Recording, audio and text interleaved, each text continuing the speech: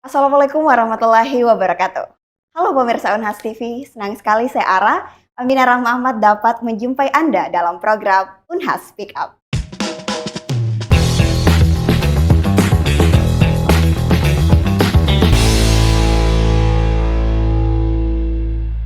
Kekerasan seksual terbanyak terjadi di perguruan tinggi.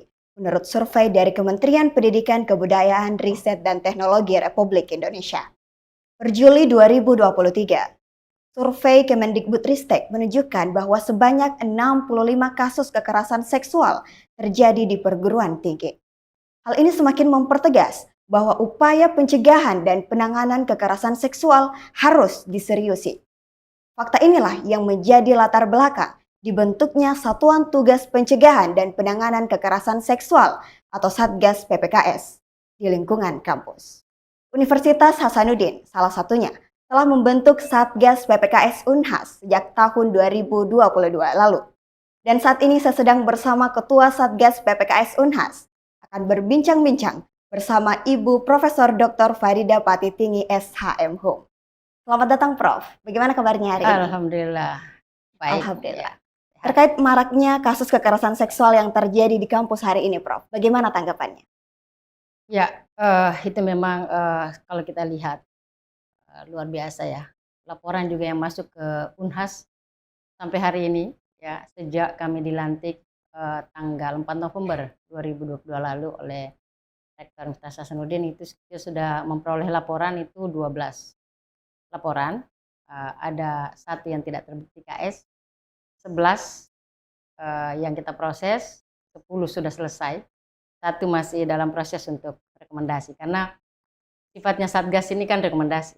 Jadi kita memberikan rekomendasi kepada rektor, dan rektor kemudian yang memberikan sanksi atau menetapkan sanksinya. Jadi karena memang keberadaan Satgas berdasarkan Permendikbudristek 30/2021 itu adalah membantu pimpinan perguruan tinggi dalam penanganan kekerasan seksual ini. Ya kan itu tadi, fenomena kekerasan seksual ini cukup marak ya di perguruan tinggi. Ya termasuk kita di Unhas ini ada sekitar 12 laporan tadi, tapi satu tidak terbukti. Baik, Prof. Terkait tindakan-tindakan apa saja nih, Prof, yang termasuk dalam kekerasan seksual? Ya jadi setelah kita lakukan pemeriksaan, saya berikan dulu overview sedikit ya terkait dengan kasus yang kita tangani. Dari 12 kasus ini ada pelaku dari mahasiswa yang paling banyak ya, mahasiswa ke mahasiswa ya, ke temannya begitu. Ya jadi ada 8 ya. Terus kemudian ada 1 dosen yang ke mahasiswa dalam proses pembelajaran. Dan kemudian ada 1 dari warga kampus ya, dari Hotel Unhas ya, warga kampus, dan kemudian 1 yang tidak terbukti KS ya, tidak memenuhi unsur yang ada di dalam Permendikbudristek 30/2021 tadi. Ya jadi dari itu bahwa kita kemudian melakukan penanganan ya, karena mekanismenya itu kan diatur. Jadi kita ada keputusan peraturan rektor 32/2023 tentang PPKS. Ya, jadi menindaklanjuti Permendikbudristek 30/2021 itu tadi. Ya, dan itu kita lakukan penanganan karena di Satgas PPKS kita ini kan saya jelaskan dulu kita ada 11 orang ya. Ya karena dalam pembentukan Satgas ini kan memang harus ganjil ya. Nah, kita 11, itu komposisinya 4 dosen, 5 mahasiswa dan 2 tenaga kependidikan. Karena harus ada 3 unsur ini. Nah, dari Permendikbudristek tadi itu mengharuskan ya, itu harus lebih banyak mahasiswa dan lebih banyak perempuan. Nah, alhamdulillah Satgas PPKS Unhas ini sudah terpenuhi dari aspek itu ya. Jadi kita mahasiswanya 5 orang dan dari 11 tadi itu 8 perempuan. Ya kenapa? Karena memang sejauh ini berdasarkan hasil survei dan apa yang dilakukan kementerian maupun dari beberapa lembaga lain seperti Komnas Perempuan ya, itu juga menemukan bahwa memang yang paling banyak menjadi korban itu perempuan ya. Sehingga dan yang banyak juga memang mahasiswa. Itu tadi karena terjadi relasi kuasa. Jadi dari apa temuan kita ini juga dari hasil survei yang kita lakukan di internal Universitas Hasanuddin, itu memang banyak terjadi karena relasi kuasa. Dan juga yang menarik dari survei kami itu Banyak, ada beberapa yang mengalami kekerasan tapi tidak mau melaporkan. Tidak melaporkan ya. Ya jadi dari hasil survei tadi itu, ada kita survei sekitar 10.495 orang itu ya yang kita survei. Itu dari situ itu ada, 1% yang mengaku pernah mengalami kekerasan sampai sampai yang keras ya, yang paling tinggi seperti pemerkosaan, dan kemudian yang lain, yang fisik yang lain seperti dipeluk atau bahkan yang verbal ya, di apa, digoda-goda seperti itu ya, gitu. Tapi tidak melapor, dia tidak mau melapor. Kenapa tidak melapor? Ya banyak faktor yang membuat, apa namanya, penyintas ini tidak melapor. Karena pertama rasa takut, itu karena tadi relasi kuasa. Relasi kuasa ini yang paling dominan. Ini terjadi bukan hanya di UNAS, di seluruh kampus ya, dari pertemuan kita dengan Satgas PPKS Indonesia misalnya ya, ketika kita diskusi memang paling banyak pada posisi itu. Relasi kuasa dari, dosen kepada mahasiswa misalnya, atau dari senior kepada junior, tapi ada juga dari pertemanan mereka ya. Ya tadinya juga ada yang tadinya pacaran gitu ya, ya kemudian dia melakukan hubungan-hubungan terlarang misalnya. Lalu kemudian setelah putus ya, ini disebarkan informasinya terkait dengan apa yang telah, diperbuatnya dengan pacarnya tadi. Nah KS-nya di mana? KS-nya kan tadi bukan di perbuatannya, karena perbuatannya tadi itu kan dia mau suka sama suka. KS-nya itu karena dia melakukan penyebaran informasi terkait dengan tubuh korban ya, atau informasi terkait dengan hubungan mereka tanpa persetujuan korban. Itu memenuhi unsur dalam Permendikbudristek. Karena di situ ada 21 jenis kekerasan seksual. Gitu. Baik Prof, terkait banyaknya korban yang takut untuk melaporkan, sejauh ini bagaimana program-program yang dilakukan oleh Satgas PPKS untuk mencegah kekerasan seksual di kampus, Prof? Ya, itu yang kita semarakkan ya. Jadi memang yang paling utama kita lakukan sosialisasi dulu, memberikan pemahaman kepada aktivitas akademika. Ya, jadi kita sudah melakukan sejak kita dilantik, itu kita langsung melakukan sosialisasi ya ke seluruh sivitas akademika. Ke fakultas kita harus show ke fakultas, kita melakukan secara hybrid juga ya, dan pesertanya ya 3 unsur tadi. Bukan hanya 3 unsur, termasuk warga kampus ya, termasuk warga kampus. Jadi di seluruh 17 fakultas kita, ditambah rumah sakit pendidikan, rumah sakit gigi dan mulut, dan juga ke Hotel Unhas ya, dan juga kepada mace-mace juga ya, yang orang yang bekerja di kampus itu juga kita menjadi sasaran sosialisasi agar mereka paham. Mana tahu ya dalam tindakan-tindakannya itu dianggap biasa saja, padahal itu sudah mengandung rasa tidak nyaman bagi orang lain dan yang kemudian korban itu bisa melaporkan. Jadi inti penanganan kekerasan seksual ini adalah kalau ada laporan. Kita tidak bisa memproses kalau tidak ada laporan karena kita terikat dengan prinsip yang terbaik bagi kepentingan korban. Jadi yang terbaik bagi kepentingan korban. Nah, pernah juga kami menerima laporan, diwakilkan kepada temannya, didampingi oleh salah seorang pimpinan fakultas, tapi setelah itu dia cabut. Ya, itu tidak bisa kita paksa bahwa kau harus teruskan itu tidak bisa. Karena prinsip tadi yang terbaik bagi kepentingan korban. Mungkin dia punya pertimbangan tersendiri. Baik, terkait penanganan kasus kekerasan seksual, Prof, faktor utama yang menyebabkan oknum berani untuk melakukan itu apa saja? Melakukan. Yes. Ya kalau pelaku ya sejauh ini kan kalau kita lihat ya kan ini yang banyak kita tanganin anak mahasiswa ya.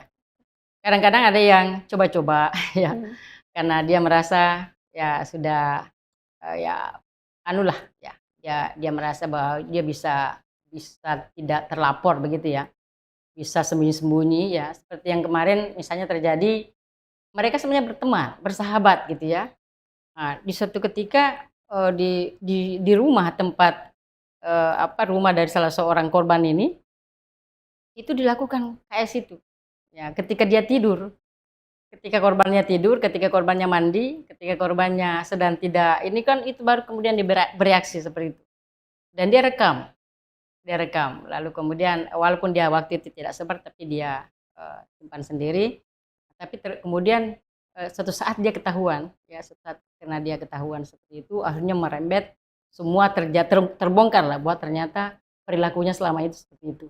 Nah, korbannya ternyata cukup banyak, ya ada 7 orang. Ya, ini dari satu pelaku.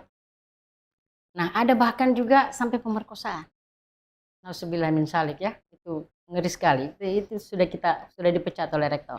Ya, pemerkosaan, dia perkosa temannya. Ya, yang ya sedikit ada karena kan dipaksa ya. Ya, dia seperti ada apa strateginya. Coba bawakan itu ke sini ya di satu kamar, lalu kemudian dia disitulah dia kemudian sekap itu, lalu kemudian terjadilah kejadian itu. Jadi intinya kekerasan kan ada tekanan, ada paksaan, ya. Kalau suka sama suka itu tidak masuk kategori hukum, ya. Ya, kalau terjadi ya berarti bisa diproses dengan etik ya, bukan KS Permendikbud. Baik, Prof. Bagian apa yang paling sulit nih, Prof, dalam menangani kasus kekerasan seksual sejauh ini? Ya, yang sejauh ini kalau pelakunya itu berkelik begitu ya. Ya. Karena suatu saat kita menangani satu kasus KS, ini baru mau ngomong, itu udah menangis. Itu tekanannya luar biasa. Dia sampai histeris gitu ya, sampai histeris. Jadi kita tenangkan dulu. Jadi lalu kemudian kita sebelum kita periksa selanjutnya kita melakukan pendampingan dulu kepada pendampingan psikolog ya. Ya, karena kita kerjasama juga dengan layanan psikologi UNAS untuk penanganan KS ini. Jadi itu perlu ada pendampingan seperti itu karena mereka memang sangat tertekan. Sangat tertekan. Jadi di situ kan kita bisa melihat dan kita bisa merasakan ya bagaimana situasi yang dialami oleh seorang korban ketika menjadi korban KS karena sangat tidak mengenakan ya. Mereka mengatakan saya rela mati ya. Saat itu saya bilang saya rela mati. Saya mempertahankan harga diri saya begitu. Nah, pelakunya kadang-kadang kan berkelik gitu ya. Ya, jadi yang kita tangani ini lama pemeriksaannya. Karena harus kami cross check lagi ke saksi gitu ya. Yang mendengarkan pertama kali ketika terjadi, lalu kemudian kita cross check lagi dalam proses penanganan oleh kemahasiswaan begitu. Ya, lalu kemudian kita panggil kembali untuk kita lakukan lagi konfirmasi. Karena prinsip ya salah satu asas dalam pembuktian itu kan satu saksi bukan saksi ya pada umumnya. Nah, tapi kalau untuk KS satu saksi adalah saksi. Ya, jadi kita bisa melihat bagaimana kondisi korban dan kita bisa menyelami bagaimana situasi korban ketika kita melakukan penanganan. Mas Menteri juga sudah menyampaikan ke kami ya ketika kami melakukan rapat nasional seluruh Satgas PPKS Indonesia. Mas Menteri mengatakan kita harus apresiasi ketika melapor karena tidak semua punya kekuatan untuk melapor ya. Ya, ada yang tidak mau speak up gitu, ya malu, takut, ya macam-macam gitu. Ya ketika mereka melapor itu kita harus apresiasi dulu, kita harus dengarkan. Nah itu yang kami lakukan, mendengarkan mereka melapor. Tapi ada juga pelaku yang histeris karena dia merasa menyesal. Ya pernah kami periksa begitu, terpaksa kami juga berikan pendampingan psikolog karena pelakunya juga histeris karena dia merasa sangat menyesal telah melakukan itu ya. Ya jadi itu macam-macam ya, ya kondisi-kondisi yang terjadi ya. Itulah KS. KS itu berbeda dengan tindak pidana lainnya begitu. Apalagi kalau yang sampai tindakan yang sudah luar biasa ya, seperti pemerkosaan. Itu harus betul-betul kita tangani baik-baik. Karena yang pernah kita tangani ini sampai dia sudah punya niat untuk bunuh diri.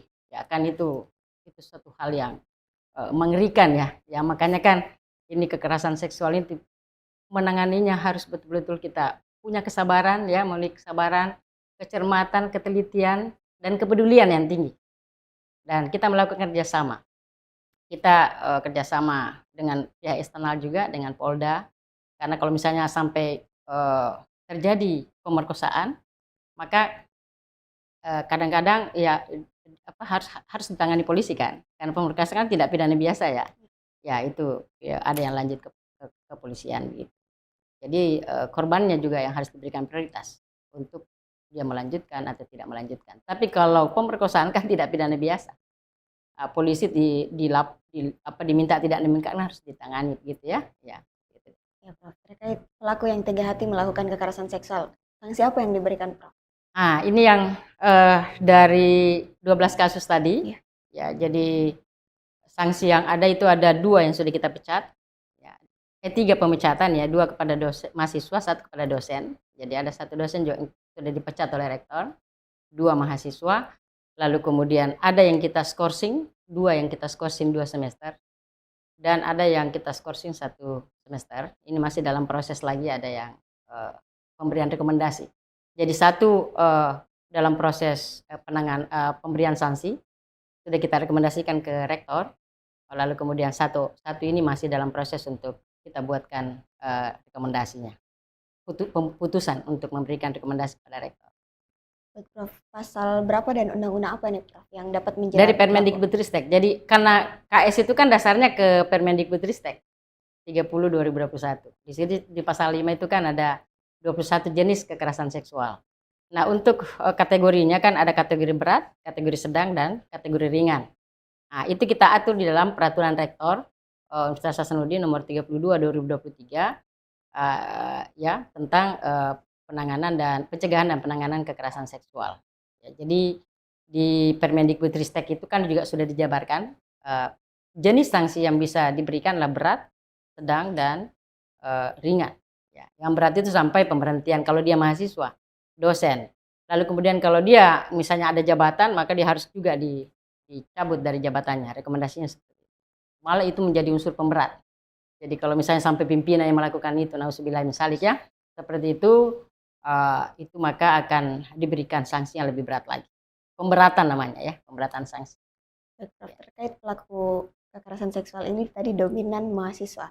Boleh dong, Prof, di-spill fakultas mana saja nih yang mahasiswa dan juga dosen yang melakukan tindak kekerasan seksual ini? Ya, tapi nama tidak saya sampaikan ya. Ya, jadi ada beberapa fakultas yang mahasiswanya ya, yang mahasiswa ada fakultas hukum, ada fakultas ilmu budaya, ada fakultas peternakan, fakultas keperawatan, fakultas keperawatan warga kampus ya, juga seperti itu. Jadi 4 fakultas ya. FKG 1 ya, FKG 1. Jadi 5 fakultas ya yang ada, tapi kita sudah melakukan sosialisasi ya untuk bagaimana dilakukan upaya-upaya agar tidak terjadi kekerasan ya seksual seperti itu. Memang agak cukup berat ya kerja-kerja kita. Nah, tidak boleh hanya Satgas sendiri.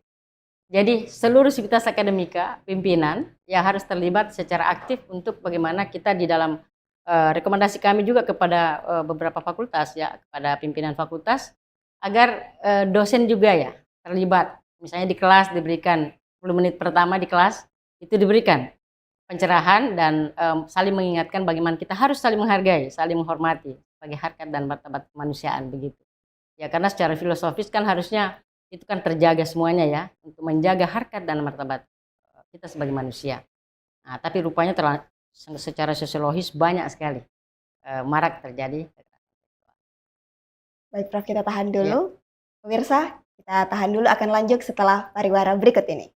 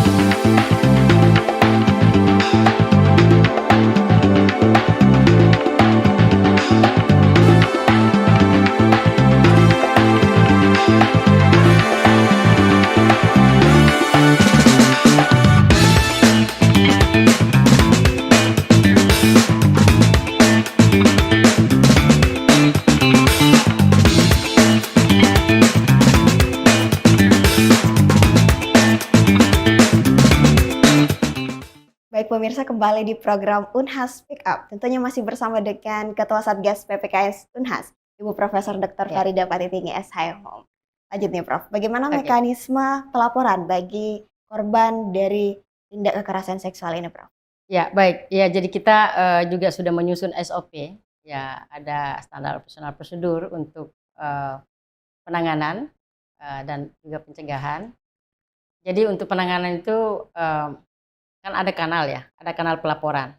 Ya, ada kanal pelaporan yang kita sudah siapkan, bisa ada barcode-nya ya, nanti mungkin bisa disampaikan di sini ya. Nah, kalau yang mau melapor itu dia bisa masuk lewat, kanal pelaporan itu, bisa juga langsung ke, tempat kami, ke lantai 5 rektorat ya. Pada umumnya sejauh ini langsung ya, mereka langsung, melapor dan sesuai dengan SOP itu akan diterima dulu ya pelaporan itu oleh divisi penanganan. Ya di Satgas kita ada 3 divisi ya, ada divisi penanganan, ada divisi pencegahan, ada divisi pemulihan ya, dan perlindungan. Nah, itu ditangani oleh divisi penanganan. Nah, di asesmen dulu, diterima laporannya, lalu kemudian di BAP, lalu dibacakan kembali, lalu kemudian kalau sudah sesuai dia tanda tangan. Setelah itu baru kita kemudian melakukan pemeriksaan secara berjenjang begitu ya. Nah, biasanya kita mendengarkan dulu korban ya, kita mendengarkan korban. Ya, kalau setelah di asesmen nanti diundang kembali untuk melakukan pelaporan ya, pemeriksaan untuk menceritakan dan menyampaikan apa yang telah dialaminya, dan kemudian kalau ada bukti itu lebih bagus lagi ya, misalnya ada foto atau ada chat dan seterusnya ya, yang bisa memberikan penguatan. Ya, tapi sekali lagi itu satu saksi adalah saksi begitu ya. Gitu. Lalu kemudian setelah itu biasanya kita meminta konfirmasi dulu ke saksi-saksi. Ya, saksi lalu kemudian ke pelaku ya, ke pelaku. Nah, nanti pelaku juga setelah itu kita panggil lagi saksi yang terkait. Nah, kalau misalnya pelaku juga mau menyampaikan ada saksinya ya kita juga akomodasi ya untuk kemudian dia lakukan pemeriksaan. Jadi cukup panjang sih sebenarnya pemeriksaan itu karena kita harus yakin ya, yakin betul bahwa ini terjadi KS ya seperti itu ya. Baik, Prof. Hal-hal apa saja nih, Prof, yang harus dihindari untuk mencegah tindak kekerasan seksual ini, khususnya untuk imbauan bagi Sivitas Akademika Unhas? Ya, jadi pencegahan di dalam Permendikbudristek 30 2021 itu kan yang pertama di wilayah pembelajaran. Ya, di proses pembelajaran, yang kedua tata kelola, yang ketiga penguatan budaya komunitas. Ya, jadi seperti yang menimpa dosen kita, ya salah satu dosen itu kan di proses pembelajaran. Kan ada satu pelajaran-pelajaran tertentu yang mungkin kelihatan ya memang mengharuskan harus dipegang dan seterusnya, tetapi jangan sampai itu kemudian menimbulkan rasa tidak nyaman bagi mahasiswa dan merasa bahwa ini tidak biasa begitu ya. Ya, nah itu bisa saja. Makanya kami juga meminta kepada dekan fakultas, khususnya di fakultas yang ilmu kesehatan yang biasa menggunakan itu ya, misalnya memegang dan seterusnya, atau di lab, itu harus membuat SOP di dalam penyelenggaraan mata kuliah tersebut, mata kuliah tertentu. Ya. Sehingga misalnya kalau mau menggunakan orang sebagai orang coba misalnya gitu ya, kalau laki-laki dosennya ya tentu bagusnya kalau laki-laki juga begitu. Nanti yang lainnya akan mengikut begitu ya. Nah, seperti demikian juga kalau perempuan. Itu jangan sampai laki-laki dosennya terus kemudian perempuan itu kan bisa jangan sampai nanti bisa menimbulkan KS ya seperti itu ya. Tadinya sih mungkin menganggap itu proses pembelajaran, tapi lama-kelamaan kan ada unsur-unsur yang bisa membawa ke peristiwa-peristiwa itu. Jadi dari sisi pembelajaran juga itu penting, termasuk juga dalam tata kelola ya, tata kelola gitu ya. Harus ada kebijakan-kebijakan internal fakultas, kan kita Unhas sudah ya. Lalu kemudian diturunkan ke fakultas-fakultas bagaimana proses pembelajaran itu berjalan dengan baik. Misalnya kita kalau bisa di kelas itu satuan terpisah, laki-laki dengan perempuan itu terpisah. Misalnya di KKN juga, di KKN itu kita sudah juga minta merekomendasikan bahwa dalam pelaksanaan KKN itu tidak boleh satu rumah antara laki-laki dengan perempuan. Kenapa? Pengalaman terjadi kemarin itu karena gara-gara satu rumah. Dan bahkan ada satu kamar ini ya, hanya dipisahkan oleh tirai-tirai begitu saja, sehingga terjadilah KS itu. Dan juga penguatan budaya komunitas. Ya kita mengharapkan anak-anak kita ya, kita juga banyak berdiskusi dengan pimpinan lembaga kemahasiswaan. Dan yang juga merupakan inovasi dari kami adalah sebagai penguatan atau membantu pelaksanaan pencegahan, itu kita merekrut duta. Ya, dari mahasiswa, duta pencegahan itu ada 11 orang, luar biasa mereka aktif ya, Dan itu informasi tentang itu kan bisa setiap hari itu ada informasi di Instagram kita, itu aktif sekali, itu bisa dibuka di situ ya, informasi-informasi tentang kekerasan seksual. Bahkan kemarin di Desember 2023 akhir tahun kemarin itu kita mengadakan lomba untuk membuat video tentang KS. Itu ada 43 video ya, 43 video dan luar biasa. Jadi itulah fenomena-fenomena gambaran yang dipahami oleh mahasiswa kita tentang KS. Luar biasa ya. Jadi itu kan dari survei juga membuktikan bahwa di internal Universitas Indonesia sudah cukup banyak ya besar pemahaman sivitas akademika tentang kekerasan seksual. Jadi istilahnya itu kekerasan seksual ini seperti fenomena gunung es. Ya, ada yang di permukaan tidak terlalu banyak, tapi sebenarnya banyak yang mengalami kekerasan, cuma tidak mau speak up, tidak mau bicara, ya, tidak mau melapor begitu ya, karena kadang-kadang ada juga yang menyampaikan, oh saya itu tidak enak, saya sudah diperlakukan seperti ini oleh senior saya, oleh dosen saya, ya tetapi tidak melapor. Kalau tidak melapor kami tidak bisa tangani, ya seperti itu. Ya kalau melapor pasti kami proses. Ya. Baik, Prof. Selanjutnya bagaimana keterbukaan Unhas nih, Prof? Dengan media-media yang memberitakan adanya kekerasan seksual di kampus. Ya kita cukup terbuka ya, bahkan kita membuat video ya, itu selalu ada di Videotron di luar sana, di Unhas, ya untuk menyampaikan bahwa di Unhas itu ada Satgas PPKS yang merupakan mandatori ya, dari Kementerian Pendidikan dan Kebudayaan Ristek, lalu kemudian oleh Rektor Universitas Hasanuddin dibentuk ya Satgas PPKS. Karena pembentukan Satgas PPKS ini cukup beranu juga. Tadi di awal saya lupa jelaskan, itu harus melalui pansel. Nah, pansel juga itu juga dilakukan dinilai oleh kementerian.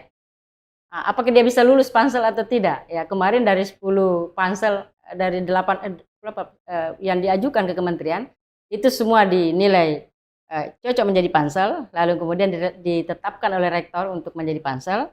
Pansel ini kemudian yang melakukan proses rekrutmen. Ya, jadi ini saya termasuk juga saya mengikuti proses itu kan semuanya, tidak ada yang terkecuali. Nah, baru kemudian dari sekian 40 lebih yang mendaftar sebagai calon Satgas, 11 yang kemudian terjaring seperti itu. Jadi keterbukaan. Jadi siapa saja, bukti keterbukaan kita itu adalah kita punya media sosial, kita punya website, ya. Ada medsosnya, ada websitenya, lalu kemudian kita membuat pemberitaan ya kalau ada dari wartawan kita terbuka. Seperti itu. Jadi siapa saja boleh mengakses itu ya dan betul-betul kita melakukan semua prosesnya penanganannya dengan SOP, by SOP. Kami pun juga diikat oleh kode etik. Ya, jadi kita punya kode etik.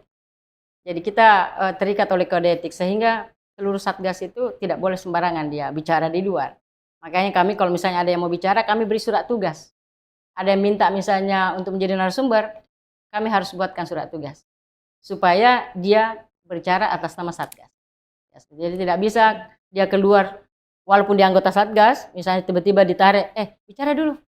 Sebagai ini, tidak bisa. Harus kita beri surat tugas sebagai bentuk pertanggungjawaban dan akuntabilitas kita. Seperti itu deh. Baik, Prof. Terakhir nih, Prof. Terkait program kedepannya dari Satgas PPKS Unhas seperti apa? Ya, jadi setiap tahun kan kita menyusun program kerja ya. Ya, di program kerja itu terkait dengan pencegahan. Ini memang banyak sesuai arahan Pak Rektor juga kita harus memarakkan ini pencegahan. Ya, supaya tidak terjadi gitu ya. Ya, pencegahan. Jadi ada program-program pencegahan seperti sosialisasi, kemudian baik itu secara langsung melalui tatap muka maupun hybrid begitu kita lakukan secara hybrid. Lalu juga dengan spanduk, dengan videotron, dengan website, dengan media sosial lainnya ya IG dan seterusnya gitu ya, Twitter. Nah, itu media-media sosialisasi dan berdasarkan hasil survei ternyata itu sangat efektif di medsos. Jadi 56% dari yang kita survei memperoleh informasi tentang Satgas PPKS ini dan kerja-kerjanya itu melalui medsos. Jadi itu lumayan bagus ya ininya. Nah, lalu kemudian di program yang lain juga kita melakukan rekrutmen Duta K3, kemudian melakukan video ya terus kemudian lomba-lomba seperti itu, lalu kemudian kita melakukan kerjasama dengan Pemprov, ya khususnya untuk penanganan dinas perempuan dan anak ya, perlindungan perempuan dan anak, dengan Polda ya kerjasama, kemudian juga dengan internal kita di Unhas ini, dan kemudian melakukan sosialisasi ke seluruh fakultas unit kerja di Unhas. Lalu kemudian kita juga melakukan penguatan kapasitas Satgas. Jadi kita meminta kepada Pak Bu Sekjen ya, Sekjen Kementerian waktu itu langsung menerima kami, lalu kemudian kita diberikan workshop 1 hari penuh dan berdiskusi ya selama 1 hari di kementerian untuk penguatan kapasitas Satgas. Dan selain itu juga kita melakukan sebelumnya pelatihan-pelatihan itu dengan narasumber dari UGM ya. Kita banyak berdiskusi dengan UGM. Dan alhamdulillah pada saat ini kita menggagas jadi Unhas, UGM dengan UI, Unair berempat kami melakukan inisiasi melakukan pertemuan nasional. Nanti insya Allah di UGM pertemuannya itu, dan kita kemas dalam bentuk seminar juga, jadi memperoleh minta gagasan-gagasan tentang bagaimana pencegahan dan penanganan kekerasan seksual. Itu nanti kita minta call for paper ya untuk seluruh aktivitas akademika seperti itu. Banyak lagi yang kita lakukan, penyebaran spanduk informasi. Kemudian juga program-program, kalau penanganan ya bagaimana kita melakukan penanganan sesuai dengan SOP. Kita terus melakukan penguatan kapasitas Satgas agar di dalam melakukan penanganan itu betul-betul harus sesuai dengan prinsip-prinsip ya, asas-asas maupun norma yang ada di dalam Permendikbudristek 30/2021 sebagai pedoman utama atau dasar hukum pelaksanaan ini Yunto Peraturan Rektor terkait dengan penanganan kekerasan seksual ya. Dan tentu ke depan kita lebih mengharapkan seluruh sivitas akademika, alumni, masyarakat secara luas itu terlibat langsung, orang tua ya di rumah tentunya juga kita harus melibatkan nantinya untuk agar tidak terjadi ya, melakukan pencegahan begitu, menyampaikan, mengingatkan ya. Nah ini memang pekerjaan yang cukup berat sebenarnya ya, tetapi kalau kita bersama sesuai tagline Unhas ya, Unhasku bersatu, Unhasku kuat ya. Jadi makanya kita harus bersatu bersama untuk kita melakukan upaya ini agar Unhas betul-betul sebagai salah satu perguruan tinggi itu merdeka dari kekerasan seksual, sehingga kita dapat menghadirkan rasa aman dan nyaman di dalam pelaksanaan Tridharma perguruan tinggi di lingkungan Universitas Hasanuddin ya, seperti itu. Dan yang penting juga saya sampaikan bahwa KS ini yang kita bisa proses adalah KS yang terkait dengan Tridharma, pelaksanaan Tridharma perguruan tinggi. Seperti itu. Karena kan kalau misalnya dia hanya pergi sama teman-temannya tanpa ada hubungannya dengan pelaksanaan Tridharma perguruan tinggi, itu tidak bisa kita tangani sesuai dengan Permendikbudristek 30/2021. Ya. Baik, Prof. Terima kasih banyak, Prof, untuk bincang-bincangnya yang begitu informatif dan tentunya menambah pengetahuan kita terkait kekerasan seksual.